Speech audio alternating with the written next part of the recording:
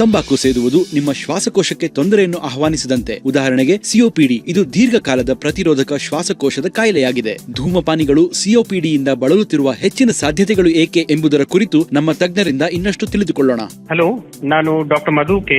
I am a consultant pulmonologist at Apollo BGS hospitals, Mysuru. ಇವತ್ತು ವಿಶ್ವ ತಂಬಾಕು ರಹಿತ ದಿನಾಚರಣೆ ಬಗ್ಗೆ ಮಾತಾಡ್ತಾ ಇದ್ದೇವೆ. ಅಂಡ್ ಈ ವರ್ಷದ ಟಾಪಿಕ್ ಬಂದ್ಬಿಟ್ಟು stop tobacco before it stops you. So ತಂಬಾಕು ಸೇವನೆ ಹಾನಿಕಾರಕ ನಮ್ಗೆಲ್ಲರಿಗೂ ಗೊತ್ತೇ ಇದೆ. ಸೊ ಇದು ಮನುಷ್ಯನ ಎಲ್ಲ ಅಂಗಗಳಿಗೂ ತೊಂದರೆ ಉಂಟು ಮಾಡುತ್ತೆ, ಕ್ಯಾನ್ಸರ್ ಕಾಸ್ ಮಾಡುತ್ತೆ, ಹಾರ್ಟ್ ಅಟ್ಯಾಕ್, ಹಾರ್ಟ್ ಡಿಸೀಸು, ಲಕ್ವಾ, ಸ್ಟ್ರೋಕ್, ಲಂಗ್ ಕ್ಯಾನ್ಸರ್ ಎಲ್ಲ ಅಂಗಗಳಿಗೂ ಅಫೆಕ್ಟ್ ಮಾಡುತ್ತೆ.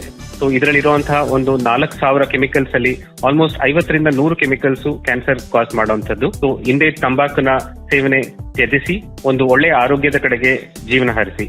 ತಂಬಾಕು ಮುಕ್ತ ಜೀವನ ಆರೋಗ್ಯದೆಡೆಗೆ ಸುಖಕರ. Thank you. ಸಿಪ್ಲಾ ಮೂಲಕ ಶ್ವಾಸಕೋಶದ ಮ್ಯಾಟರ್ ಪೇಷಂಟ್ ಅವೇರ್ನೆಸ್ ಇನಿಷಿಯೇಟಿವ್ ಮೂಲಕ ಇದನ್ನು ನಿಮಗೆ ತರಲಾಗಿದೆ.